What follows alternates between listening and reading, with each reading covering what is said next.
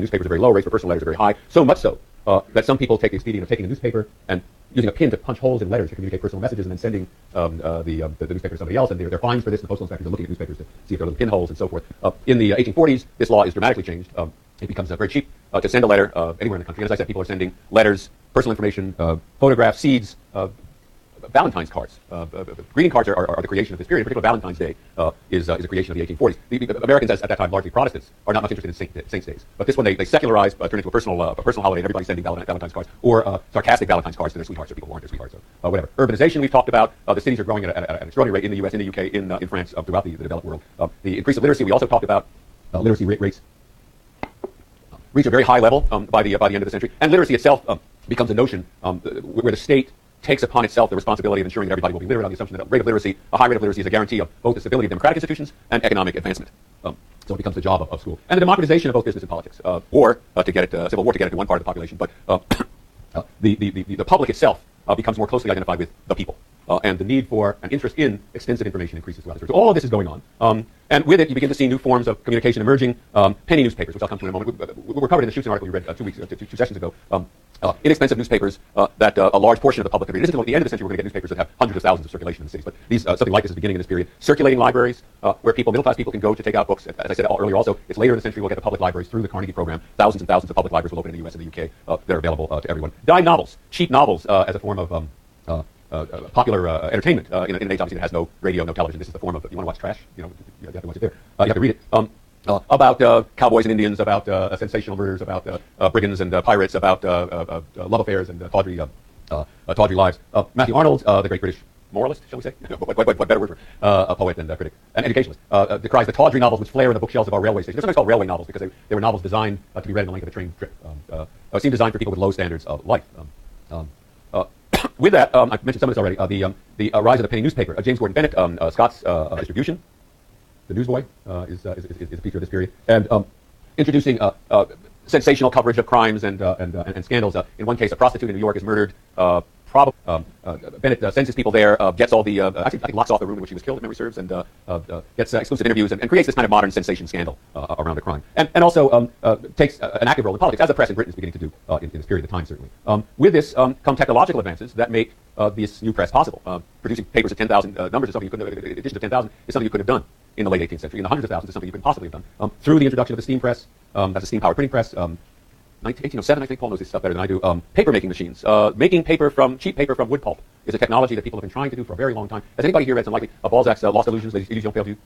Terrific novel, a three-part novel, which is against the background. It's about these people trying to create these technologies for making set out of rags, which is very expensive, making it out of wood pulp, which makes possible these huge editions of paper newspapers we have today. That's wood pulp. Stereotypes in the rotary press, which I'll pass to Paul, who's actually held these things in his hand on occasion. Well, not necessarily stereotypes. Yeah. One interesting thing about this extraordinary battle in intellectual property, which I think we have to talk about now, where the French are inventing a lot of things that the English are stealing, and the English are inventing a lot of things that the press and the French are stealing, and the Americans do well at stealing both. In fact, the printers leaving the suitcases are often checked that they need to see if they contain any information about these types. Stereotypes was, I think, an original developed in type. And like we talk about type set up in individual pieces of type, you either you face two options. Either if you want to reprint, you had to keep that type set up, invested using a lot of valuable lead, or else you broke it up and had to reset the whole book all over again, or the whole newspaper, or the whole investment. Stereotyping was a means whereby more or less precisely you took an impression of the type, so that you have a negative image of the type, which you then put lead over or equivalent, and therefore rebuild the whole page without having to keep all that record set up indefinitely, and allow various means for very quick going back to press with something that proved to be more successful than you thought.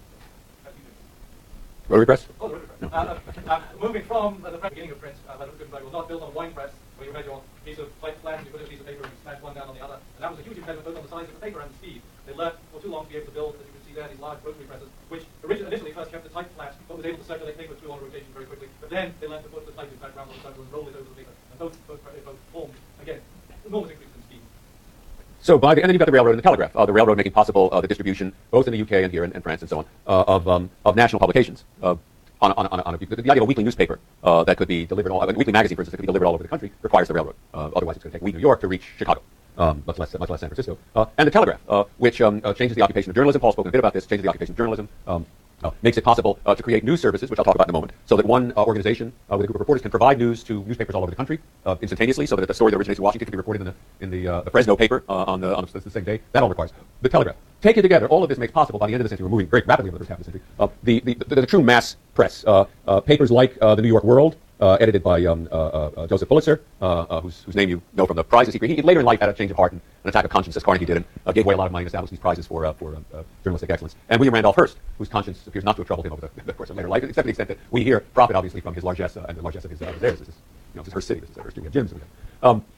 These are papers that have circulations of 400,000 and 500,000. I mean, huge circulation. There are very few papers in the U.S. today that have circulations of that. 15 years ago, or 20 years ago, at the peak of the newspapers, that have circulations of this magnitude. They're read by everyone. They're cheap. They're supported by circulation and by advertising. Before this period, up to the Civil War, newspapers are very often subsidized by political parties, either directly or in virtue of the fact that the political parties the government could assign lucrative printing contracts to laws and bills and so on and so forth. And by distributing that largesse, could effectively control what the newspaper published by that publisher did. By this period, the public is so great, so large. And the interest in advertising itself, this is something Paul will come to in the next time. Paul will come to the interest in advertising, the importance of advertising is so great that newspapers can do perfectly well on their own. They don't require that kind of subsidy. This is the era, and I'll come to this again in a moment. This is the era of the creation of national brands, for example. The whole system of retail distribution between 1870 and 1900 in the U.S. in particular, and a bit later in the UK, is reorganized. What we think of as the supermarket, the A&P, those emerge. Brands like Nabisco and Procter & Gamble and Colgate and Kellogg's, those all emerge in this period. You have these national brands that are distributed by a large sales force nationally, and then obviously because of that require lots of advertising. Department stores appear in this period. The department stores are one of the most interesting and important developments of the 19th century. People here, any French majors here? I'm sorry? Oh, Zola, I'm sorry. La Bonne Dame. How is it translated? Did I say? It's a wonderful novel about a department store. Yeah, about a department store in Paris. But the department store, of course, again requires advertising. Your local grocery shop is not going to be advertising. Macy's in the background. These papers emerge. They're playing to a public. They're including not just news and the most sensational news they can find, but entertainment. One of the most entertaining, one of the most important features are the cartoons. In particular, one about a kid. ICANN has cheeseburger. Certain things. Plus size, certainly never change. This kid speaks in color because of new rotogravure techniques that make it possible to print in is it chromolithography? Is that what makes this possible? Paul knows more about this technology than I do. And appears on the front page of the paper. In fact, for one period, both the World, both Pulitzer's World and Hearst Journal American are running this on the front page of the paper. And it gives birth to a new expression, which I tip my hand on the slide. Yellow journalism comes from that figure, the yellow kid, who comes to represent this style of popular journalism that, in the view of some, panders to the masses. The press also acquires an enormous political influence. Direct political influence illustrates this. Is the Spanish-American War? It begins. In the late 1890s, there is a long-standing Cuban independence movement. Cuba is still a Spanish colony at this point, as are the Philippines and Guam and so on.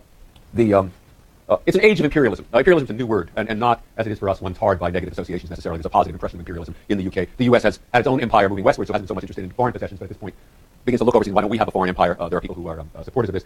There's a movement among certain sectors, particularly the Republican Party, to intervene in the Cuban revolution and break the power of the Spanish in Cuba. President McKinley is not a big fan of this, who is a Republican, is not a big fan of this, but nonetheless they're whipping up power. So they sensationalize certain stories. At one point, two Spanish women aboard an American ship in Havana Harbor are suspected by the Spanish authorities of carrying messages to the rebel leaders who are in exile in New York. They board the ship, and according to accounts that are given in the U.S. papers, in front of all the male personnel of the ship, force these women to strip naked to show that they're not carrying these whatever. In fact, they were taken into a stateroom and examined by a woman police officer or something. Nonetheless, this is the way the story runs. You get pictures like this on the left running in the showing these women stripped. And you get print a naked woman in the paper. It's not going to hurt your sales either.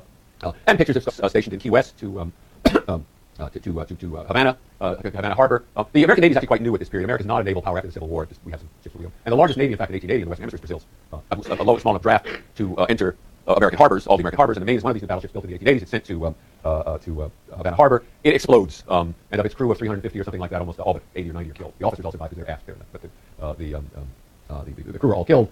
This becomes a sensational story. The Cubans, the Spanish, Frederick Remington, the artist, and Richard Harding Davis, the writer, and others down there to do report and to drum up war fever. Remington, there's nothing going on here, nothing to take pictures, nothing to make pictures of. Hearst says to him, at least apocryphally, it's not clear if he ever said it, you supply the pictures and I'll supply the war.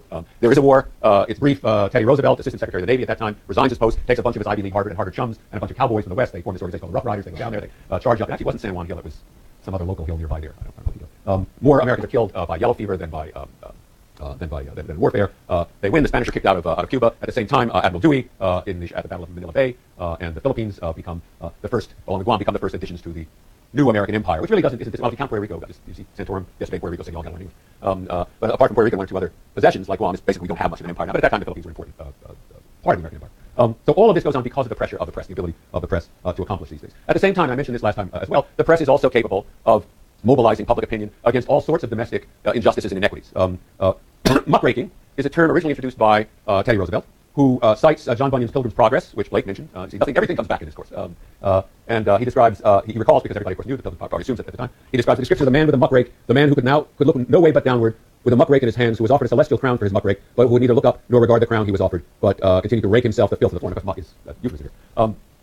Disparaging these reporters who went out and discovered all of these scandalous conditions. Nellie Bly, this was in the 1880s, I think, a bit earlier, Nellie Bly's a name she took from a song of Stephen Foster, Frankie Dying, maybe, I think, one of those songs.